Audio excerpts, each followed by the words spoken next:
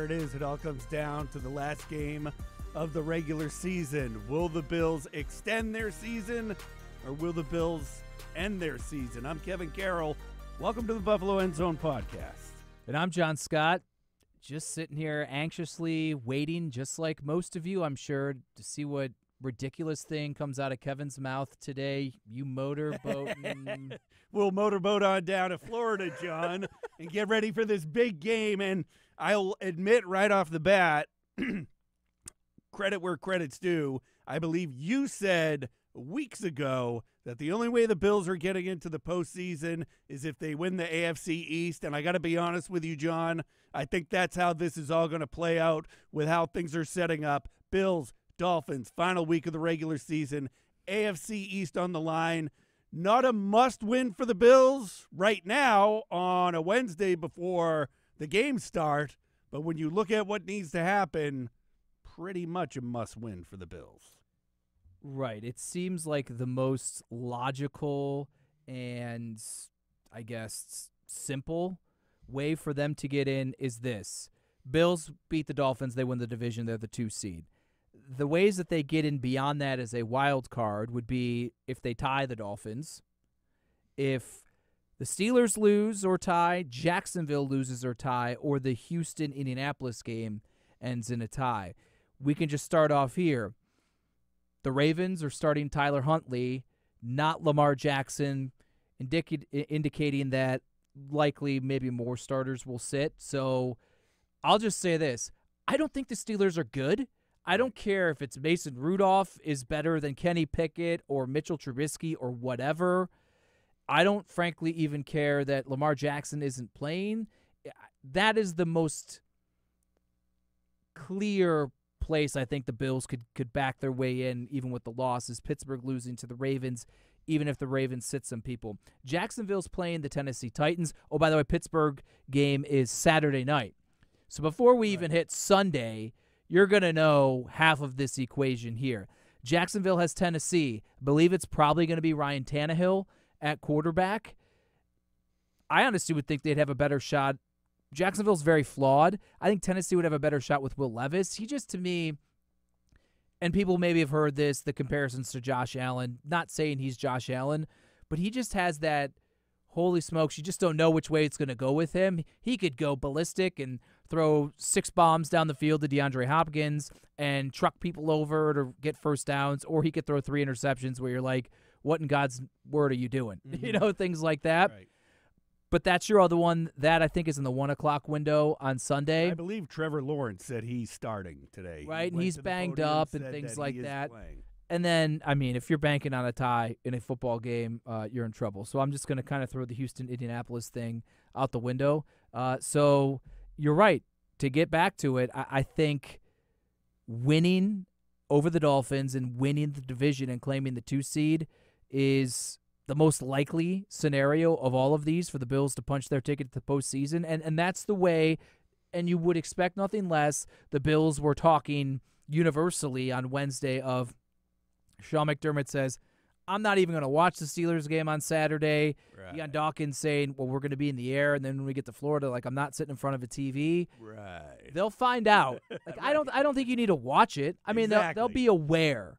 But it is interesting, though, to know that Steelers game is on Saturday, that these guys will know, shoot, by the time they land in Florida, whether or not they're in or there's still work to be done. I get the goal is to get into the postseason, but there's this weird thing hanging over Bills Mafia and the Bills fan base right now that I've kind of noticed, that there's this, well, hopefully the Steelers lose on Saturday and the Bills are in and that changes.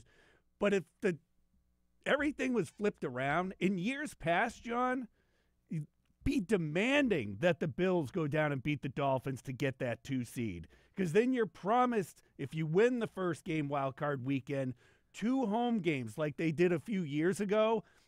So you know the team doesn't have that mentality of we just want to get in. We want the 2 seed. And I think that it just has this different feeling outside of the team when you look at how everyone is viewing the Bills, well, you just got to find a way to get in. No.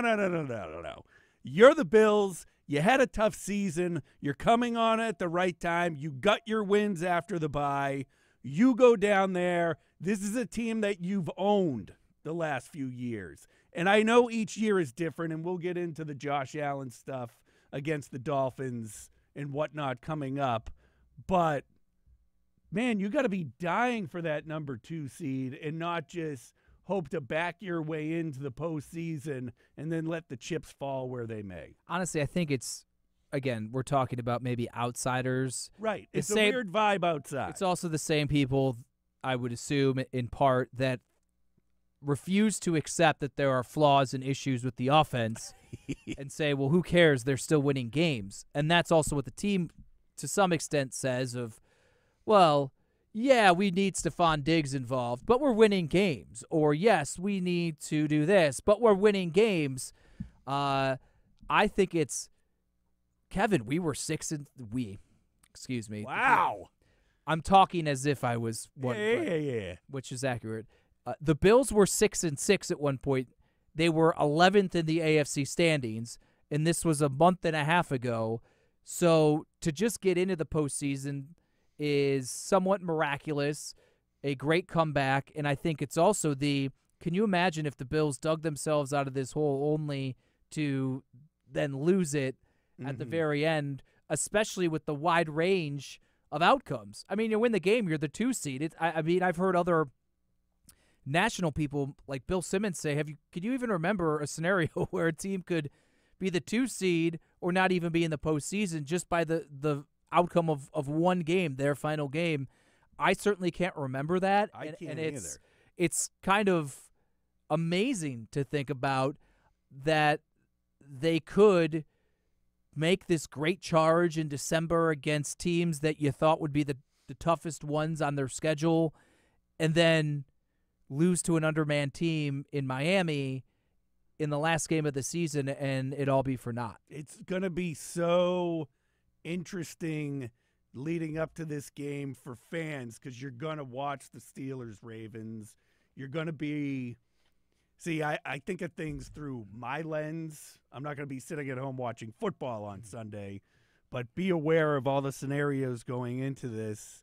And with – all of it, the 2 seed, all the way out of the playoffs altogether, when that ball is set to kick off at 8:20 on Sunday night, whether you're paying attention or not, everything's known. And I don't think if the Bills are in, you're getting less of an effort at all in this one.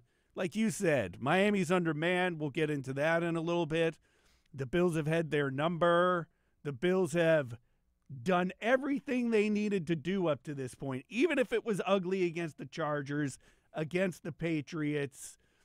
The Chiefs game, I had a different view of the Chiefs game originally. I was like, oh, no, they blew the Chiefs out. They didn't, now that I go back and look at it. The only one was really the Dallas game, but you take that and you take what you're getting with Miami, and it just salivating thinking of what this Bills offense, if it's right, can do down in Miami and just make a statement that guess who's the team in the top 5 in everyone's NFL power ranking right now might be out of the playoffs. Don't let them in. It's so funny this season in totality, and when you look at it even in this home stretch, oh my goodness, the peaks and valleys, the ebbs and flows, week to week, quarter to quarter, game to game, like all of it. I mean, you felt good coming out of the Philadelphia game, and they lost. Right. And then they beat Kansas City. It wasn't easy. It wasn't pretty. We know Kansas City isn't Kansas City, but it's Kansas City. So you feel good. It's like, oh, they can't beat Kansas City and Dallas in back-to-back, and they were dominating in the Dallas game. So that's when it reached this point of, oh, they're Super Bowl contenders again. Then they look like crap against the Chargers. They look like crap against the Patriots offensively, allowed 2 teams that had no business being close in. That's where you have the division of the survive and advance. That's all that matters, which was true, but also those like myself who had shifted the mindset beyond just they just have to win to the broader, they also need to win, but develop in their game with sights on the postseason. And now, even if they beat the Dolphins, does it matter in terms of your outlook of their postseason hopes? How? I think Josh Allen needs to have a game like they did in week 4 of the season. I think that's the blueprint. I think, Joe Brady wasn't the OC back then. It was, I almost said Brian Dable, Ken Dorsey.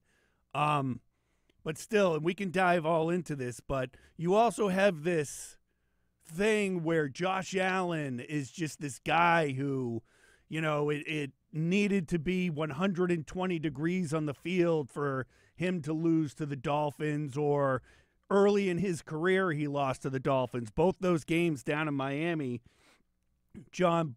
But I think we've talked about this because Josh Allen is almost AFC Offensive Player of the Week almost every time he plays against the Dolphins. So that's got to give you some confidence going into this one. But we'll dive into Allen now. 9-2 overall. 10-2. You forgot a playoff game. Ooh, that's right. But if people want to know, injury update on Josh Allen, because some people were concerned at the end of that Patriots game. Well, here's the interesting thing. Sean McDermott's saying he still has soreness. He suffered the neck stinger injury very late, last drive, last few plays against New England. Still sore. Allen, they did a walkthrough on Wednesday, listed as a full participant.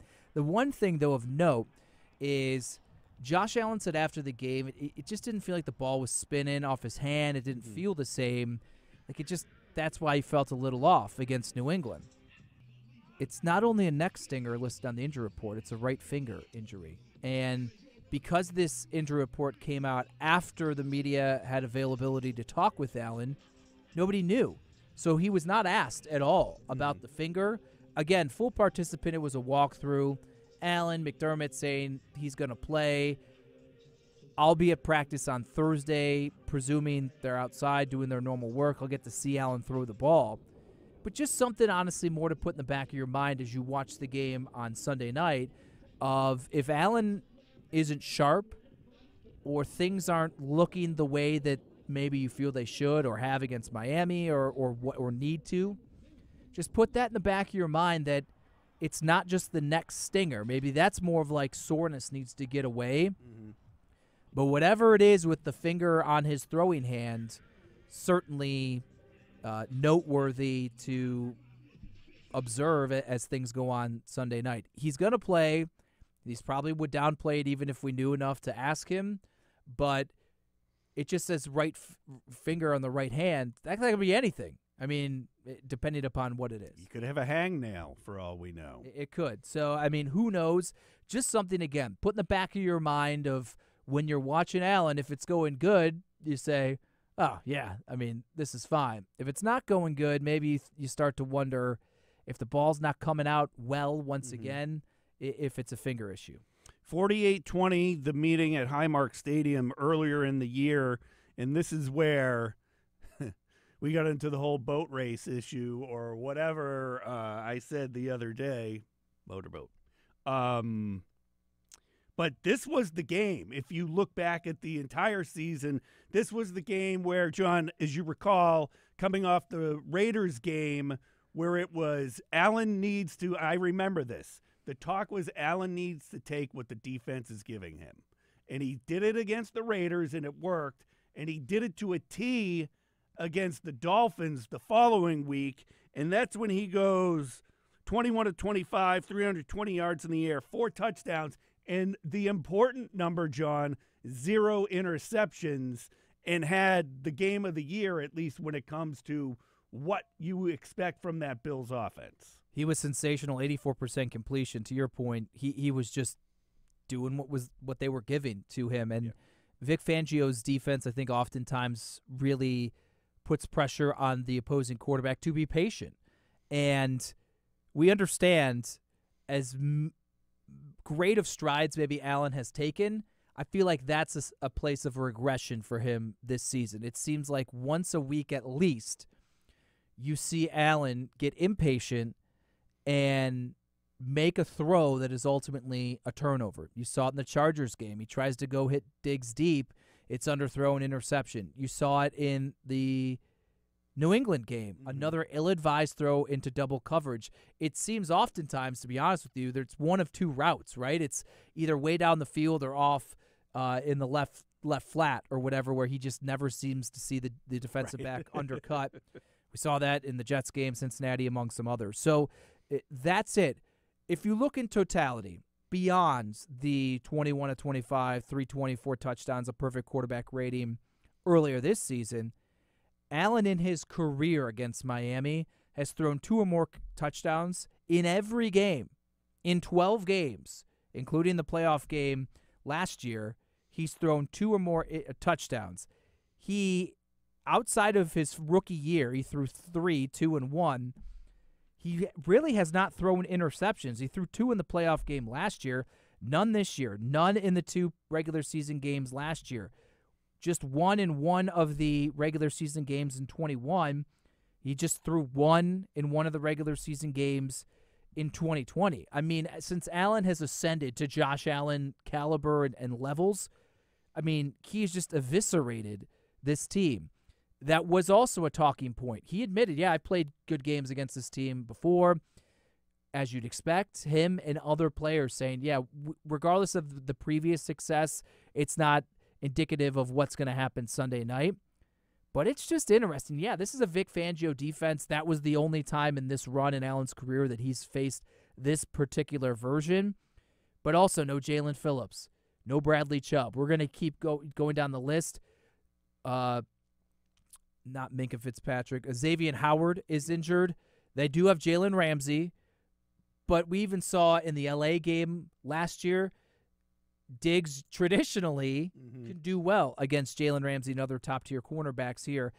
Allen, you have to feel good, as bad as it's looked recently, that maybe this is the opportunity of combining his history against the Miami Dolphins, his history of success in primetime big games, and understanding that it's now or never. This just seems like the table is set for everything that we've seen outside of the Philadelphia game in the past month to be washed away.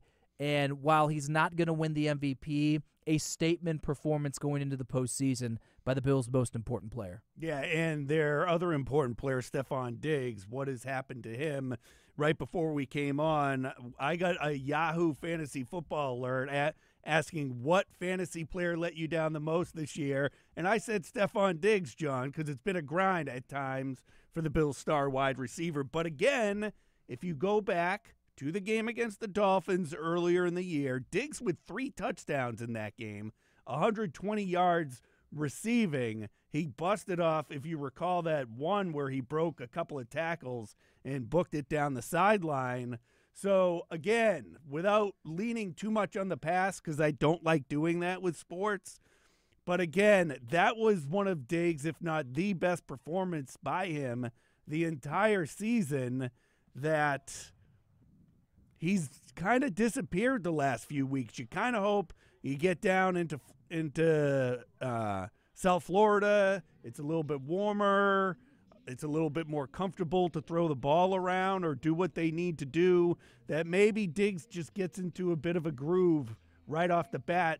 If the Bills come out and do what you think they should do, take what the defense has given you, be patient, and let Stephon Diggs get the ball in his hand and then do what he needs to do after. We have had Stephon Diggs conversations dating back to, I think, after the Chargers game. So that's like 4 podcasts in a row that we've had an iteration of the Stephon Diggs conversation.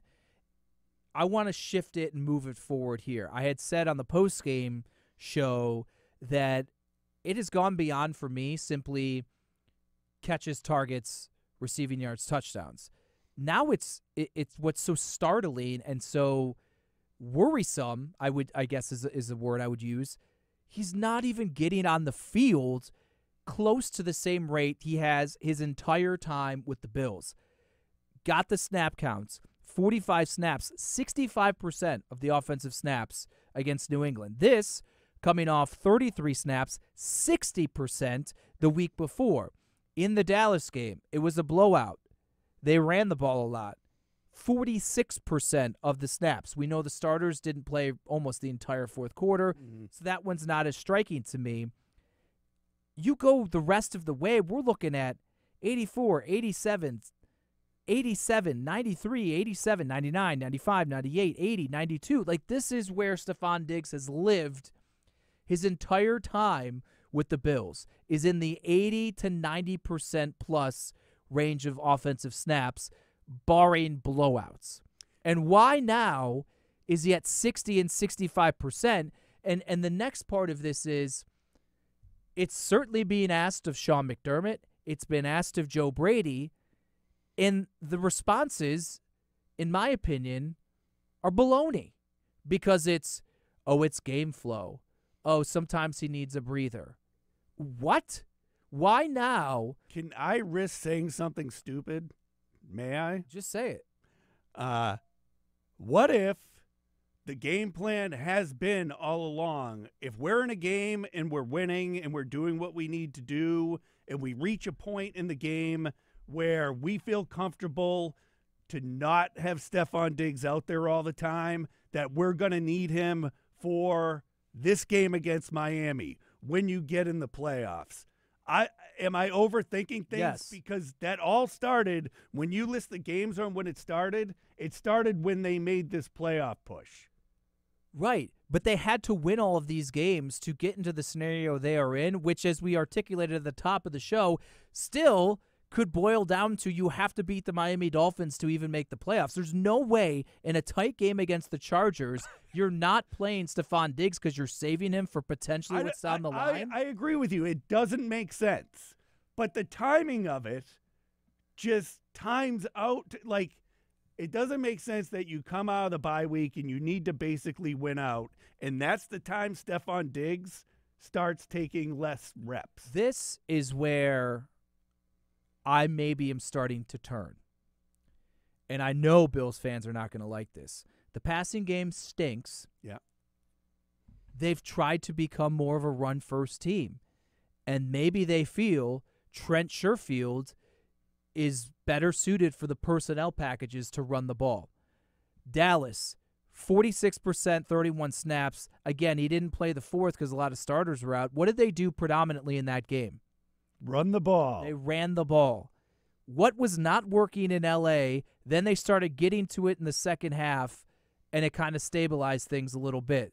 James Cook, they kind of ran the ball against the Chargers. He also got nicked up the very first play of the game, but they say it's not health-related. Last week, they kind of tried to rely on stabilizing forces of James Cook. To me, the passing game stinks. It's not effective. Your best pass catcher has been almost non-existent for 2.5 months. Mm-hmm. Now he's not even seeing the field the same. And the only explanations we're getting from the coaching staff is that it's personnel packages, game flow, and sometimes he needs a breather. But, oh, hey, all we're concerned about is, it's this whole thing of they acknowledge the importance of Stephon Diggs while also adding in the caveat, but we're just doing whatever we have to do to win. That doesn't sit with me, right? Mm-hmm. Because it's you acknowledge the importance of Stephon Diggs.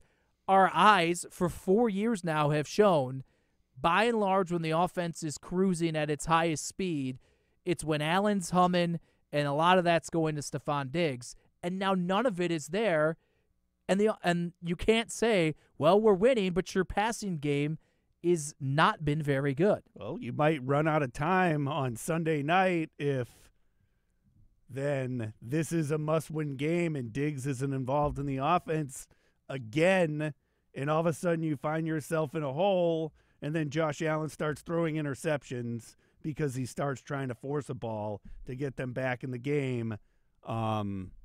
It's crazy to me that it's not even about catches and targets. The guy's not even on the field anymore at the highest rate of wide receivers. Khalil Shakir's snaps are going up. Trent Sherfield's, Deontay Hardy's. It is extremely it's mind-boggling when you have If things were one of going the best wide receivers in the league who's not on the field. right, if your passing offense was doing well and Stephon Diggs' snaps were going down, okay, then I could understand that. It wouldn't necessarily make sense. You still would want more from Stephon Diggs, but that's where Stephon had 4 catches for 35 yards, but Gabe Davis went for 5 for 130, so that's okay. That's not happening by and large in this stretch, and that's what just adds all of these weird elements into this pot that just none of it tastes right. Yeah, I agree with you. Like I said, I just threw that theory out there just to throw it out. As I throw it out. As I backtrack like I normally do, I was just joking around with you, John. Come on. With all that's going on now that we've talked about them leaning towards the run game and James Cook, it's not like he put up big numbers. I mean, 12 carries for 29 yards against the Dolphins in the first meeting. But as everyone has said during media availability, the two teams are completely different right now than they were back in week 4. And I think there's a better game plan, a better usage of James Cook right now where he actually can be, like he was against the Cowboys, more of the go-to guy in Miami. What I want from James Cook is just get him the ball in any capacity.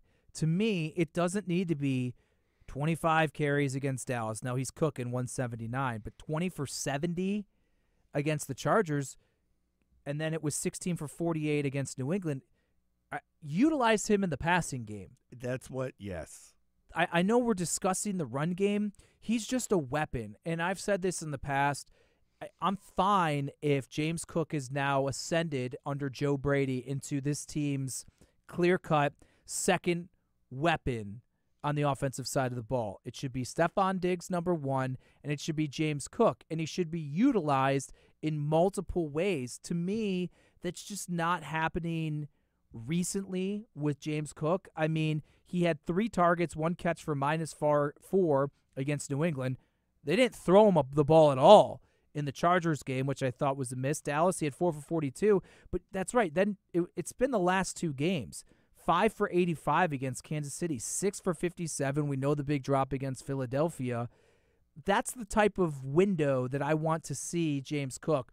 20 touches, but I want it distributed with maybe 4 or 5 targets in the passing game, 15, 18 rushes. I think that is a great recipe for success with a guy as dynamic, because as well as the offensive line maybe has played at times and the continuity has been great, I don't necessarily think just handing him the ball up the middle is the way to go. Just get him in space, get him on a linebacker, and if we're talking about what Stephon Diggs can do to open things up for others, I think James Cook could do that for the rest of the passing game as well. Allen even had Cook on one of those routes down the sideline that he just overthrew him, threw the ball out of bounds.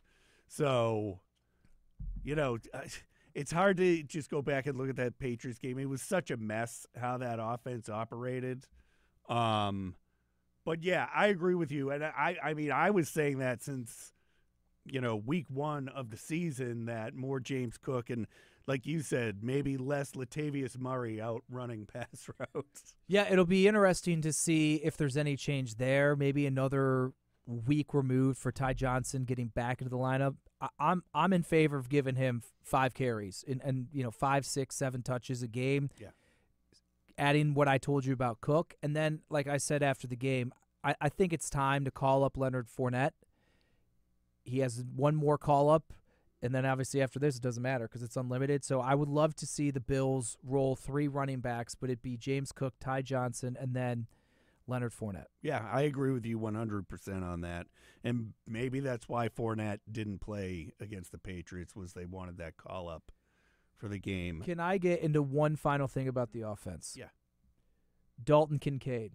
Because I feel like the Dalton Kincaid conversation has been somewhat buried because the Diggs numbers are so strikingly low, right, that it's kind of been swept under the rug what's happened to Dalton Kincaid, which is what many worried about since the return of Dawson Knox. And Knox goes out and doesn't play in the Tampa game. And in the Tampa game, Kincaid goes for 5 for 65 and a touchdown. I think at the time it was his second best game. So the New England game, Knox clearly was fighting through it. It was at the end of the line for him.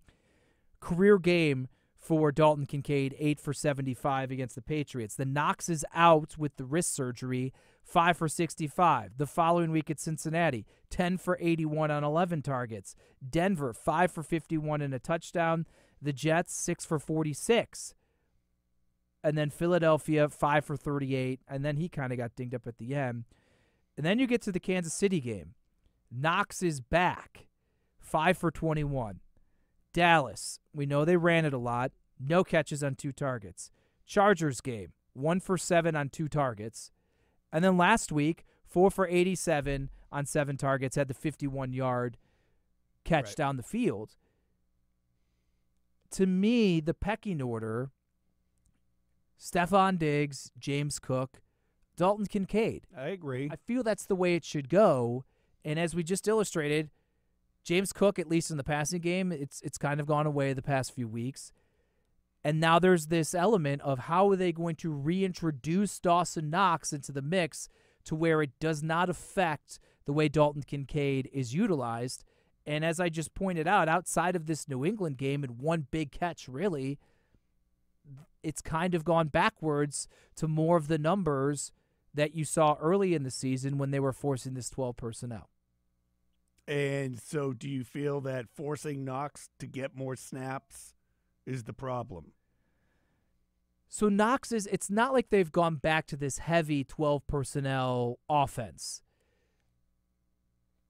I don't know what it is. I think maybe they're still trying to figure it out. And unfortunately, there's no time to figure it out. There's no time to figure it out. So now you're trying to figure out how to get Diggs the ball, how to incorporate James Cook, and then how to get Dalton Kincaid there. Obviously, yeah, it's now or never, and maybe they don't have to figure all of it out at once to survive in advance and continue. But to me, when I look at the offense and the passing game in particular and the struggles that have been there, outside of the Philadelphia game, and then you run the ball fantastic against Dallas, just the offense overall, and in particular the passing game, has not been there. And those are kind of the 3 guys that should elevate the unit. And I feel like all 3 of them almost collectively have hit their lowest points of the year. Yeah, and now is not the time to do that. And Khalil Shakir, John, you brought up that he's seeing more. I think he's becoming reliable, though, for Josh Allen. The story of that guy's career is he gets 3, 2, 1 targets a game. He catches all of them. They're always at critical points of the game, and you sit there wondering, well, why isn't that guy getting more involvement? And this is where maybe you would shift to there's one football, Josh is going where it's supposed to go. How can you feed all of these hands? I recognize that, especially if you want to be more of a complementary, balanced football team running it. But the guy just 4 for 4, 6 for 6, 4 for 4, 3 for 4, 3 for 5, 3 for 3, 4 for 4 the last 2 games. I mean, This is what he does. He lives in the 3 to 4 receptions for 50, 60-yard range. It may not be a touchdown, but if you watch the game and you do your recall, you're like, oh, yeah, in L.A., he reaches back and bails out Josh Allen for a poor pass for a big first down. Oh, yeah, at the end of the game, he caught that one. They ruled it not a touchdown, but that was critical. Oh, yeah, New England, he makes this catch, and you're like, oh, okay, he keeps a drive alive on whatever. And he caught a pitch from Josh Allen on a dumb pitch. Yeah. That kept the drive going that they got a field goal for. John, the Dolphins are really banged up. The defense in Miami right now is really in a bad way at the worst time of year for them, with the Bills coming in and the Bills fighting for their playoff lives. And I think the injuries that the Dolphins are dealing with are going to end up playing a role in how this game pans out at the end of the day. 18 people on their Wednesday injury report. Yeah, opposed to the Bills was rather short. And only 2 of them were full participants. That would be Jalen Ramsey and Tua Tagovailoa. See, I took the bullet for you there. Tua Tagovailoa. Tua Tagovailoa. Yeah, right. Taron Armstead, Bradley Chubb's not going to play. He has an ACL. He's done for the year. But Taron Armstead, that guy's He's dealt with injuries almost his entire career. That was the rolling of the dice Miami was doing, acquiring him. Xavier Howard did not practice with a foot injury on Wednesday. I would say that's a long shot. He got hurt against the Ravens as well. Raheem Mostert is the guy who had him on my fantasy team. He did not play last week, but he's someone that has battled injuries a lot of the season and regularly takes off on a Wednesday or even a Thursday, but oftentimes plays. I would be shocked if he doesn't go this time. Zach Seiler, defensive end, illness, whatever. Waddle's another one that you have to wonder it's a weird dynamic for Miami. You want to win the division, but is it worth it to push a guy like Waddle knowing they've already clinched the playoffs? And if it's, hey, we want to beat the Bills, we want to get the 2 seed, we want all these home games, but we feel long-term, rather than Waddle trying to gut it out, let's give him another week. That's where someone like him, I think, is an interesting guy to follow throughout the week, because we certainly understand the dynamic of Tyreek Hill and Jalen Waddle. Oh, yeah. And it's as great as Tyreek is, he certainly benefits when you have such a threat like Jalen Waddle. There's other guys, offensive line. Tyreek Hill even dealing with the ankle injury that kept him out a couple weeks ago. And his house caught on fire. Yeah, that's unfortunate and which is crazy. Crazy. So 18 guys, what? They're still dealing with serious injuries, and it's somewhat wild to think about. We've now reached week 18, and we're discussing another team really being beaten down by injuries, where conversely the Bills have somehow weathered the storm of all of theirs. Daquan Jones is now back, and by and large, outside of Tre'Davious White, Matt Milano's lost for the year, it appears that the Bills are looking good health-wise. Yeah. Real quick on Tyreek Hill, he's been dealing with an injury for a while, but he's still performing at such a high level. John, I bagged on that guy when he was with the Chiefs. I thought he was so overrated. And I even said him going to the Dolphins was probably a mistake because of Tua. But, I'll admit I'm wrong when I'm wrong. And he's been better than I think he was with the Chiefs on what he's been able to do in that Miami offense. He's unbelievable. And Sean McDermott said today, in the 20-plus years he's been in the NFL, he's never seen anyone like Tyreek Hill. I have not had nearly as close of an eye in an evaluation standpoint as Sean McDermott. In my lifetime, I've never seen someone like him on a football field. The ability, even at his age still, which he's going to be 30, so whatever, it's not like he's old, but at his age, to go from dead stop to woo out of a cannon and just outrun everyone on the field is incredible.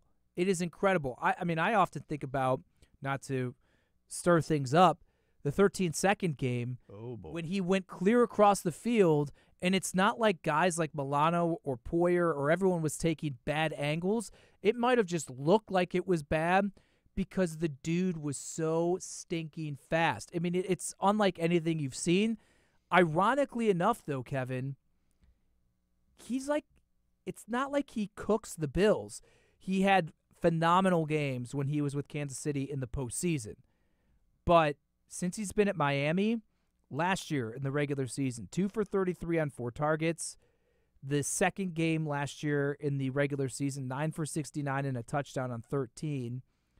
The postseason game last year, 7 for 69 on 15 targets without Tua. And then earlier this year, 3 for 58 on 5 targets. That's the second lowest production he's had in a single game this entire season. I don't know what it is. Sean McDermott very rarely seems to get his defenses cooked by elite wide receivers. I'm not saying it can't happen this time around, but that unit as a whole is playing well. Rasul Douglas, AFC Defensive Player of the Week. Taron Johnson has a ton of experience if they put him into the slot. We know the Bills' defense plays to not get beat deep, which is what Tyreek Hill and Tua love to live off of. I don't know. It's kind of defies logic that a guy who's so prolific and amazing and unique, as McDermott said, really to this point, outside of a couple playoff games in Kansas City, has been held in check. Yeah. Mentioning the health of the Bills defense, John. Von Miller, healthy scratch going into the Patriots game. We touched on it and heard a little bit about it following the game against the Patriots. Heard more from Coach McDermott and Coach Washington on Monday on what's going on with Von. Here we are on a Wednesday. Von gets his veteran rest day like he has been getting. What Coach Washington has said was they want him to get, it sounds to me, an amateur psychiatrist or psychologist here, that he's not 100% right physically and possibly mentally, because there was talk, we want him to get the confidence back where he knows he can be at the Von Miller level where he wants to be. So does that mean he plays this week? Do we wait? I mean, it's obviously a wait-and-see thing because that came out of the blue last Sunday before the Patriots game. But you're in a situation right now where you really got to win this game, and we've talked ad nauseum about the fact that Von Miller isn't even close to what some of his other teammates are at his position. Is it worth playing him in it? No. What could possibly change in 1 week? Kingsley Jonathan came in and played 12 snaps. I'm good with that. I noticed him at least on one.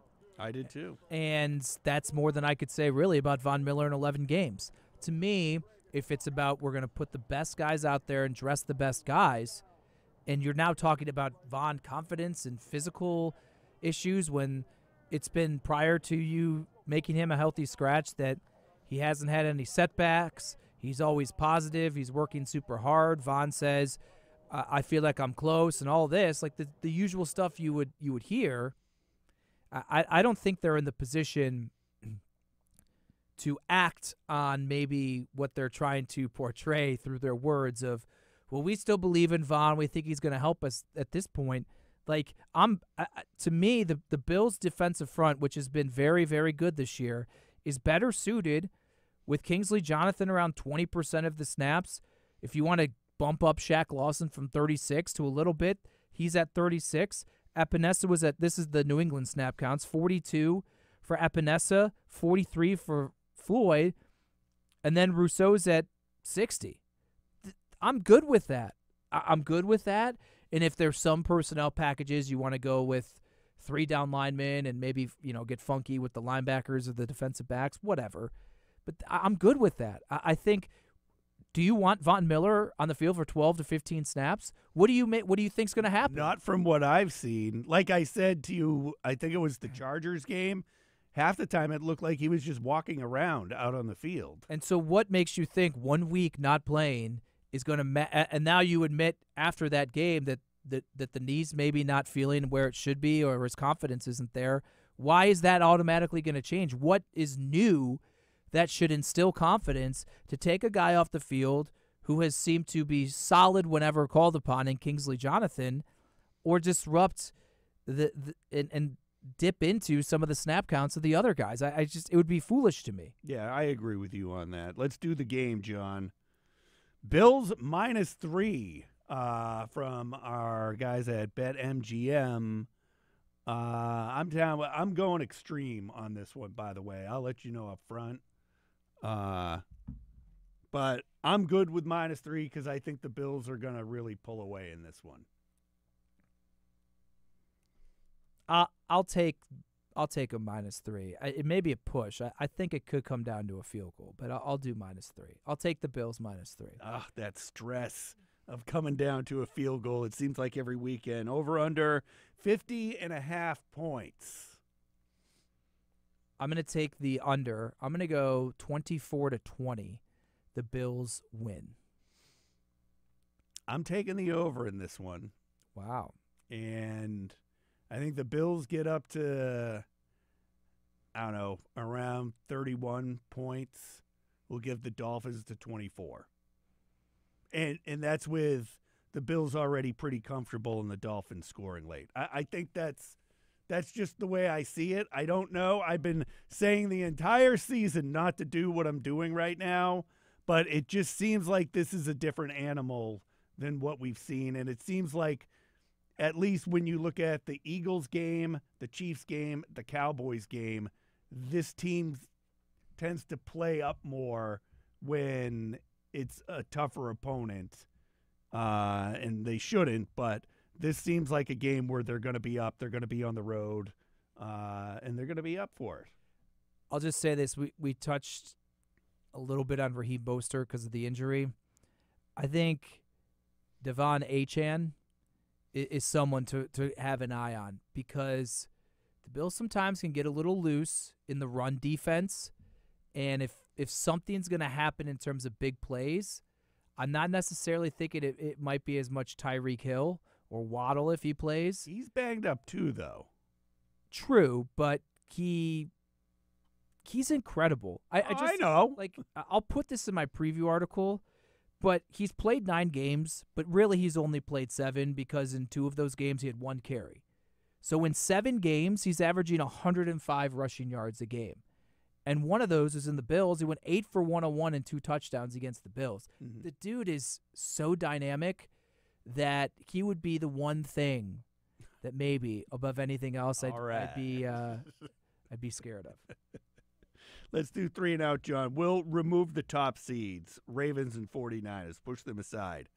Feared team going into the playoffs right now in the AFC. I have the Cleveland Browns. I can't believe what Joe Flacco is doing or has done since they decided a last-ditch effort after going through, 4 other quarterbacks during the season, that they reached out to Joe Flacco, and he's come in and he's doing what he's doing. With the Cleveland Browns defense and Joe Flacco operating that offense, the Cleveland Browns are a very scary team in the AFC. I agree. I've also born and raised in Cleveland, so I know something's going to happen.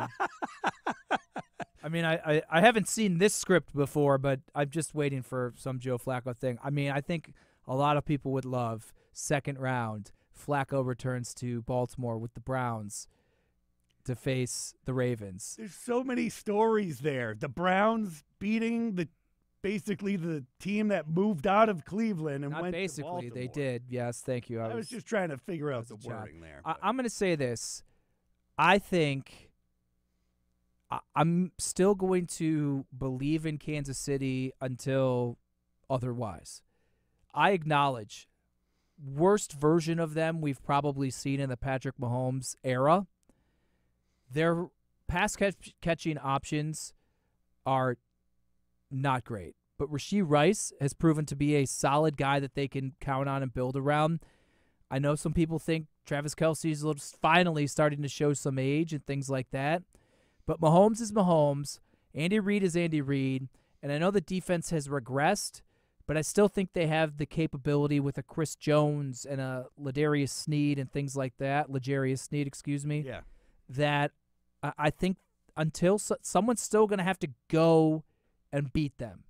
And so that's the one I'm going to take. Okay. On the NFC side, I've been going through a little bit, and I'm going to fall back to the Eagles. I think they're going to get things right going into the playoffs. They've been kind of a mess lately.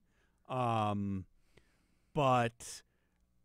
I don't trust Dallas if they have to go on the road, and I don't trust the Lions and Jared Goff playing outside on a road game. Goff in a dome is fine, but you get him outside in the elements, he's a mess. So I'm going to go with the Eagles as a team that can get in and make some damage. Well, just for the record, based on your logic, Dallas is the 2 seed, so the only time they would go on the road would be the NFC title game. And Detroit is the 3 seed, so they would host. Then they'd probably go to Dallas, which is a dome. See, you have your computer open. I'm just going off of memory. I'm going to. You took very good ones that I probably would go with, but for the sake of being a jerk towards me, I get it. No, but for sake of conversation, I'm going to say Dallas because stars matter. No pun intended, but stars matter, and CeeDee Lamb might be the best receiver in football. That doesn't take anything away from Tyreek Hill or others, Puka Nacua, whatever. He's incredible. And you saw against Detroit how he can change a game. And Micah Parsons is incredible. I mean, that's just what it is. You have two of maybe, the top 10 all-around football players in football in the NFL, in CeeDee Lamb and in Micah Parsons, and they take the ball away at such an incredible rate that I'm thinking, all right, if we're looking at swings and playmaking, they just seem to have a crew that can do it. I would probably put Philadelphia as my first dark horse, but to add to the conversation, I will say Dallas. I just can never pick Dallas. This is a bonus one, John, that I saw scrolling around on Twitter X. The Rose Bowl should host the College Football National Playoff Championship game every year. I am 100% in on that. I know you hate Michigan. Ugh. Put that aside.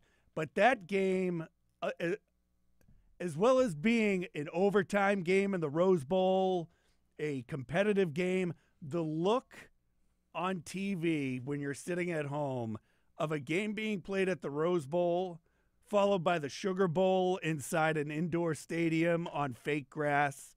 Just give me the Rose Bowl for that national championship game. I mean, I grew up in an Ohio State household. The Rose Bowl before the BCS, the Rose Bowl before the college football playoff, that was what you strived for as a Big Ten team. And one of my fondest memories was the 97 Rose Bowl against Jake Plummer and Arizona State.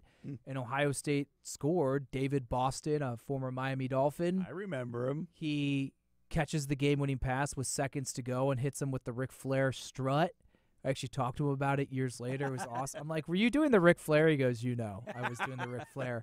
And you're right. The aesthetics of it, the Rose Bowl, it's just – I even, as much as I didn't want Michigan to win, I'm glad McCarthy was like, I just always wanted to put the rose in my mouth like Charles Woodson even did in the late 90s. I love the Rose Bowl. And it's funny, you're a college football fan to some extent. It's, but here in Western New York, like not a lot of people are. And obviously I came from Ohio. Ohio State football is life in the state. So it's an interesting dynamic talking to people from the Western New York area, which I know others, from far and beyond are going to listen to the pod, but it's a shame. I feel like people who did not grow up and haven't been around what college football is, they're losing out on something that's super cool throughout the fall and then obviously bowl season. As I told Mitch Morse after the game, though, the Ohio State game, the Cotton Bowl, that actually never happened. And then he shoved me. Well deserved, John. Finally, we have down New Year's resolutions are blank. I'm going to say outdated. I haven't done a New Year's resolution since I was in my 20s. We don't have to get into how long ago that was. I'm just the kind of guy that if you want to do something, just put your mind to it and start doing it. Don't circle a date on a calendar and think that that's going to change. You're destined for failure. Just something going on in your life. You want to make a change during the year. Just make the change whenever you want. You don't have to do it on day one of a new year. Yeah, I agree with that. Now, some people I think also look at it as, all right, you've just gone through this gauntlet of the holidays. The schedules are a lot more packed. And so now this frees you up in January with not as much to do. So it frees you up to take on different things that you wish. However, I agree. If you want to work out, you want to get in better shape, just do it, right? Right. Things like that. Nike. I do like to, I don't necessarily always write them down. I probably should. I think it's better to write them down. Like write down goals for the year. I'm good with that.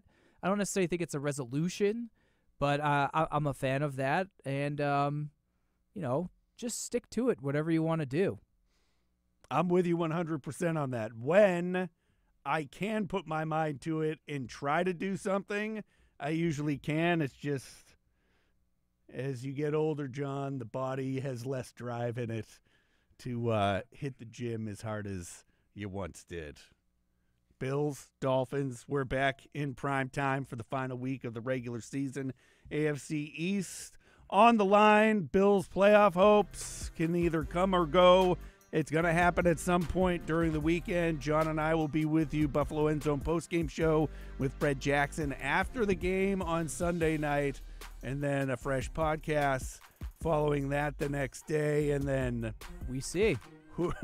Who knows at this point? It's either on to the wild card weekend or on the locker cleanout. On to locker cleanout.